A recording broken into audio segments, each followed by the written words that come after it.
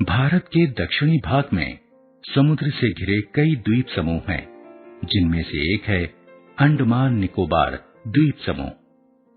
इस द्वीप समूह का सर्वाधिक महत्वपूर्ण द्वीप है कार निकोबार द्वीप। एक बार इस द्वीप के निवासियों के मन में यह विचार आया कि अन्य द्वीपों की खोज करनी चाहिए।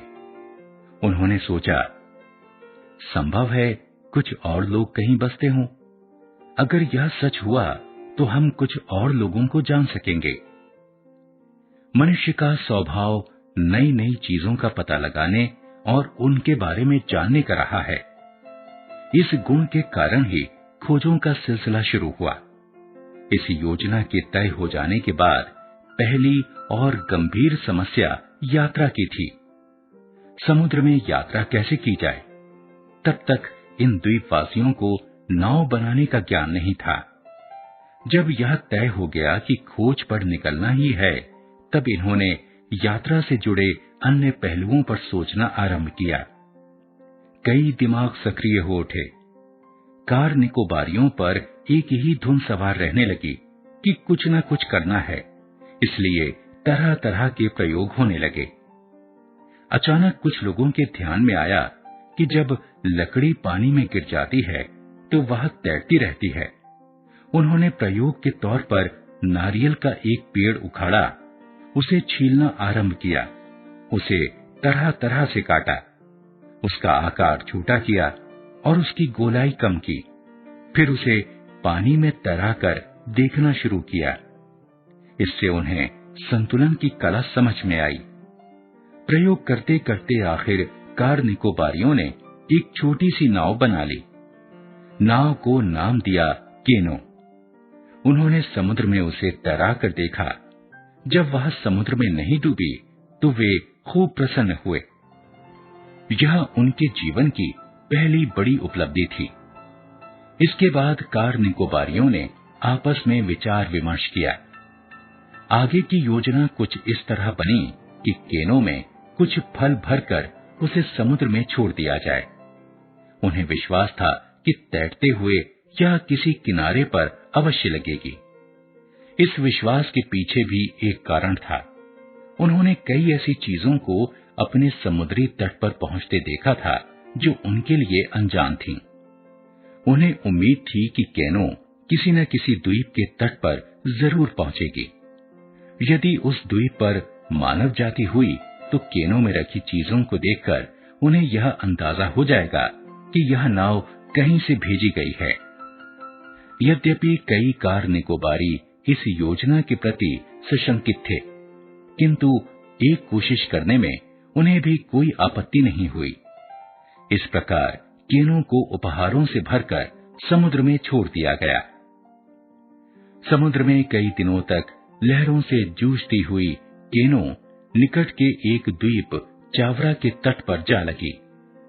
चावरा द्वीप के निवासियों ने इस अद्भुत चीज को तैरते देखा और देखते देखते यह खबर द्वीप पर दावा नल की भांति फैल गई।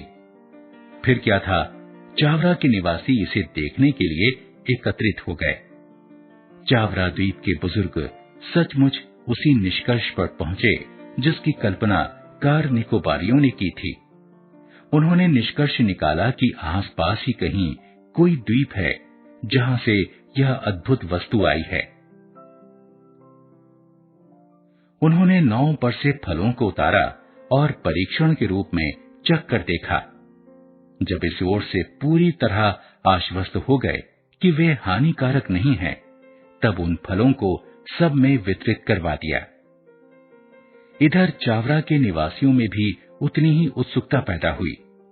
वे भी उन अनाम लोगों के बारे में जानना चाहते थे जिन्होंने नाव का निर्माण कर सामग्री भेजी थी। चावरा वासियों के बीच यह तय हुआ कि सबसे पहले नाव को देखकर उसे बनाने की कला समझी जाए।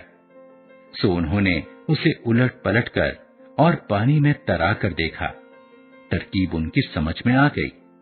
तब उन्होंने केनों में मिट्टी के छोटे छोटे बर्तन रख दिए। इसके अतिरिक्त नारियल और केले से बना व्यंजन किलोई भी बांध कर रख दिया। फिर नाव को उसी दिशा में रवाना कर दिया जिधर से आकर वह उनके तट पर लगी थी। लगभग 15 दिन बाद केनो किसी तरह पुनः कार निकोबार के तट पर आ लगी। जैसे ही कार निकोबारियों की नजर उस पर पड़ी, वे खुशी से झूम उठे। देखते ही देखते सभी लोग तट पर इकट्ठे हो गए। उनकी खुशी का कोई ठिकाना नहीं रहा। कौतूहल और आनंद के साथ उन्होंने नाव से सामान उतारा। वे छोटे छोटे बर्तनों और उनके आकार प्रकार को देखकर विस्मित थे। उन्होंने बर्तनों को लेकर तरह तरह के प्रयोग किए। किसी ने पानी भरकर देखा, किसी ने फल रखकर जांचा। इसी बीच किसी ने उन्हें आग पर रखकर भी देख लिया। जब बर्तन ना तो टूटे और ना चिटके, तब उन्हें बर्तन का उपयोग और महत्व समझ में आया। केनो के लौट आने पर उनकी यह धारणा विश्वास में बदल गई कि आसपास कोई द्वीप है जहां उनके जैसे ही मनुष्य रहते हैं। फिर क्या था, कार निकोबारियों ने तय किया कि अब उन लोगों तक पहुंचना चाहिए। उन्होंने अब एक बड़ी नाव बनाना शुरू किया। नाव बन जाने पर उसका संतुलन और उसकी भार वहन क्षमता को जांचना शुरू किया। उसमें बैठकर उसे गति से चलाने का प्रयास किया। गति का कुछ आभास हुआ तो लकड़ियों को काटकर चप्पू की तरह के आकार में बदल दिया। अब पूरी नाव तैयार थी। बस फिर क्या था, नाव में खाने का सामान, पीने के लिए पानी और कुछ फल आदि रखे। फिर नाव पर सवार होकर 8-10 लोग अनजान द्वीप की यात्रा पर निकल पड़े। उनके मन में हर पल भय, कौतूहल और आनंद की तरंगें हिलोरे ले रही थीं। साथ ही उनके आत्मविश्वास ने शरीर में नई ऊर्जा सी पैदा कर दी थी। वे सामान्य गति से कहीं अधिक गति से मंजिल की ओर बढ़ते रहे। यात्रा पर निकले कई दिन हो चुके थे। अभी और कितनी यात्रा शेष है, किसी को कोई अनुमान ना था। इसलिए उन्होंने नाव को कुछ धीमी गति से खेने का निश्चय किया। उन्हें भय था कि कहीं मझधार में ही नाव खेने की शक्ति और क्षमता समाप्त ना हो जाए। अचानक उन्हें एक द्वीप दिखाई देने लगा। वे खुशी से उछल पड़े। उन्होंने पूरी शक्ति के साथ नाव को खेना शुरू किया और अंततः चावरा के तट पर जा लगे। चावरावासी दौड़कर उनकी ओर आए और खुशी से तालियां बजाकर नाचते हुए उनका स्वागत करने लगे। कार निकोबारी उन्हें देखकर क्षण भर को हैरान हुए, पर उसके बाद तो जैसे उनकी भी खुशी का कोई ठिकाना ना रहा। उन्होंने पाया कि चावरा के लोगों का रंग रूप और आचार व्यवहार ठीक उन्हीं की तरह है।